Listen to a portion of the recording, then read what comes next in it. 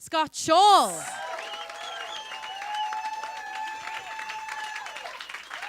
Thank you.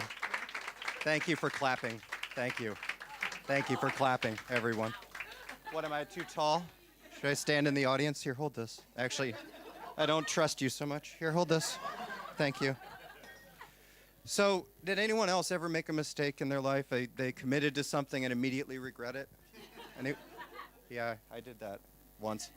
I actually am standing on this stage quite accidentally. I mean, I walked purposely, but I'm actually been invited to stand on this stage accidentally. I thought that I was signing up for a comedy workshop. I had no idea that I would be delivering a 9-minute comedy set as a part of the work. It's a hell of a workshop, by the way. It's really working it. Thank you. I appreciate that.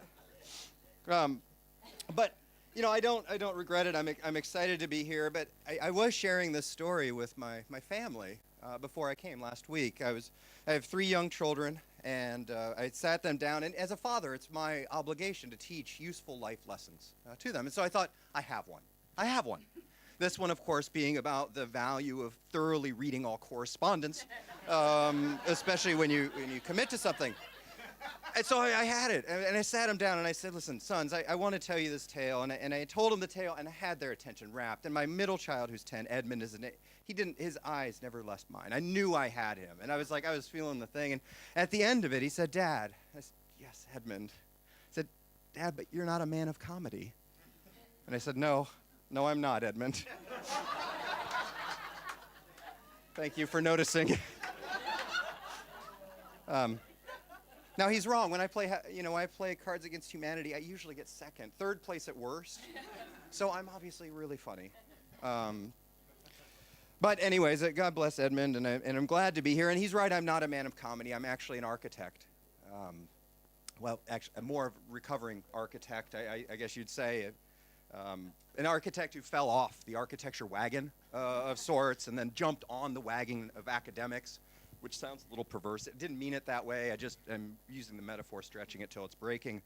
I then decided to become associate dean, and so I guess that means I kind of worked my way to the front of the wagon, and I'm sitting right next to the guy steering the wagon, offering useful advice and navigation tips and fun restaurants that we could go to. And I mean, I don't mean to demean my position as associate dean. It's a lot of fun, and I get to drive the wagon on like weekends and time when no one else is in the back, just up and down the driveway.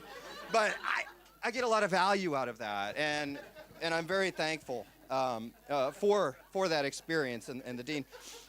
So as you've probably heard, architecture is a field of some renown, and it's super important. And a lot of that is because architects are believed to have helped shape the built environment, and the built environment helps shape us. As Winston Churchill said, we make our buildings, thereafter they make us, right? A really super famous quote. And and as a result, rulers and pharaohs and kings and all sorts of people tried to court architects and become buddies with them.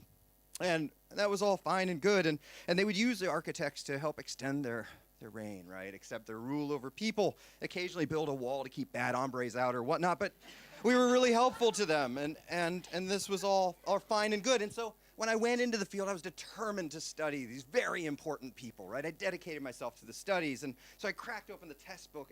There was Mies van der Rohe and Le Corbusier, these visionaries, these men and women who helped to shape the built environment. And I was very excited to get into this. And so Le Corbusier and Walter Gropius and Mike Brady and Imhotep and all sorts of architects.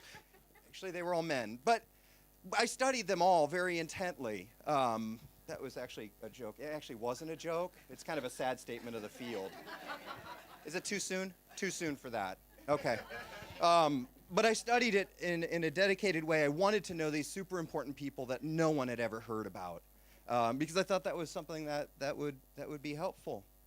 It is interesting, though, that the most famous architects aren't really architects. Weird Al Yankovic, for example, studied architecture as an undergraduate and then decided to go on and make parody music, right? Living La Vida Loca, or Mocha, that's the one it was, right? And like a virgin, like a surgeon, right? Whole bunch of polkas. David Byrne studied architecture, right? For a bit. I still believe that his hit, Burning Down the House, is a bit of an homage to that time and that study. And then, of course, Melania Trump studied wait, that didn't happen. There was a website. I thought it happened. It didn't happen. But there are lots of other famous architects who don't really exist as well. So who could forget George Costanza's character on Seinfeld, right? Now, I'm aware that that's too removed from reality, but nevertheless, we as a field are very proud of that character. Or, Howard Roark of the Fountainhead, who's, yes, psychotic, but a good architect. And we overlook those things, right? Because we're desperate. we don't have anyone. I mean, there was, who can forget, Selleck's character on Three Men and a Baby, that classic 80s hit. He was an architect. It was a proud moment for all of us right there. So I dedicated myself to studying these people, but I think the field has been impacted by the fact that no one really knows any architects. I mean, that doesn't include Frank Lloyd Wright, of course. Everyone knows Frank Lloyd Wright, and especially in the States, everyone knows Frank Lloyd Wright. And the reason I know this is that the minute I said, hey, I'm going to go be an architect, I'm going to study this thing, my every Christmas, my every holiday from that point forward was filled with Frank Lloyd Wright paraphernalia.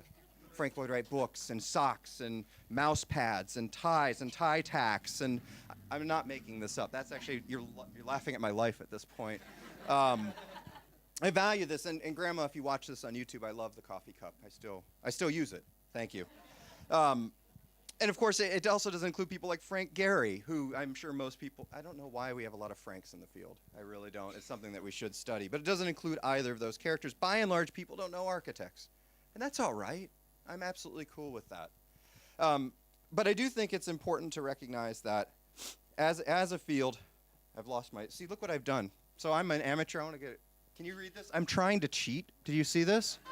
As a professor, I tell my students not to do this. And then when I did it, you know what I did? I did it where I can't even read it. So it's not, I'm actually only reading it right now as a pregnant pause so I can get my thoughts together. Isn't that amazing?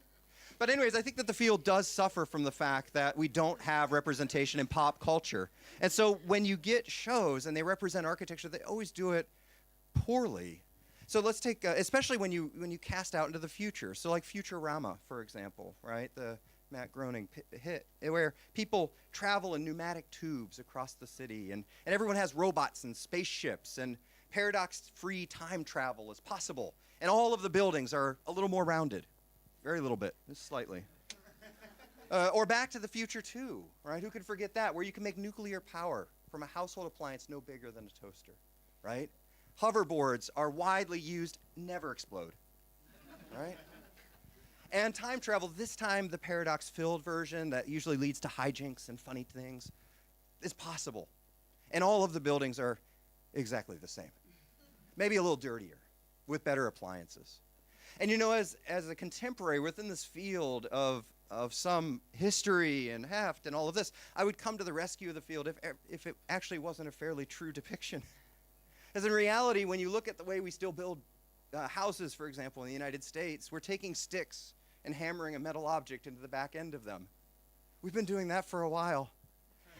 We've been doing it for a lot longer than 100 years. Can you imagine if we were washing clothes, if we had washing machines, and doing that in the same way that we did 100 years ago?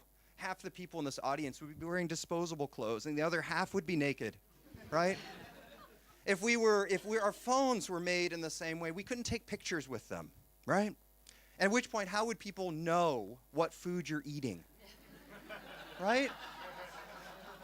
And imagine just for a second, right? If we made phones the same way we did in 1920, how would you take a dick pic?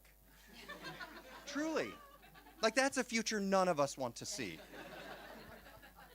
If we taught classes as professors, I'm a professor, if we taught classes in the same way, we demand that the students single file into a room and fill this room and then have a wizened person who said marginally useful things to us, and then we regurgitate. We still do that. Sorry. It's a bad example.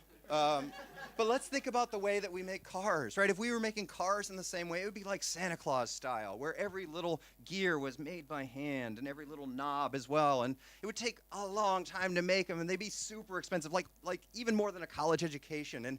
And only really fancy people like Belle Biv DeVoe and the Kardashians would even own cars, right? And the rest of us, like sucky people, we just like have to walk around the city and like walk to the supermarket and walk, down to the park and schools and all of these things. And I think there wouldn't be any Walmarts or strip malls. I'm starting to like this as well. But within architecture, it's really simple. The cause of why it's stagnated is there's no embedded intelligence in the thing. Every stick, every stud you take to a site is equally stupid. And when I say stud, I'm referring to the ones made of metal and wood, not the people version of studs. I'll let the psychologist next week talk about that and whether they're equally stupid on all sites. But the studs don't maintain intelligence. And so as, car makers and IKEA and those people that make the little plastic things that prevent the pizza box from squishing your pizza, they're in complete control of the means of production and all the materials that go into that stuff. Meanwhile, the architect grabs a bunch of stuff from all over the place and stitches it together in a building, right? That's the way we operate. We're like a sous chef or something with maybe slightly better socks, or Dr. Frankenstein with a lot better socks. We like socks as a field and shoes. So that's the field I represent, right? This august institution with a deep history, with an odd foot fetish, and an affinity for people named Frank. And my particular world within it is try to carve out a little place where we might begin to get into that material enterprise and begin to get a conversation with production so that we can fundamentally change the way we build, so that we can begin to answer some of these questions about access to food and water and housing and shelter and all of this stuff. And there's actually a poet that wrote really well about this, and I think it's appropriate. You mind if I read it to you? Rather obscure, but I think you'll like it. It really sets the tone. We are the ones who make a brighter day, so let's start giving. There's a choice we're making. I'm not done. We're saving our own lives. It's true we'll make a better day, just you and me. We are the world. We are the children. We are, come on now, people. I know every person in this room has a fantasy about singing badly in an Irish bar. And those of you from the States, this is your one opportunity to do this. So I'm going to start us again, and you're coming along. Are you ready? We are the world. We are the children. We are the ones who make a brighter day. So let's start giving. Let's start giving. There's a choice we're making. We're saving our own lives. It's true, we'll make a better day. Just you and me. Thank you. Listen, that's my story. That's it. I'm trying to build a little cred on Futurama and lead us to a place where we can sing We Are the World together. That's it. That's who I am. Thanks for humoring me.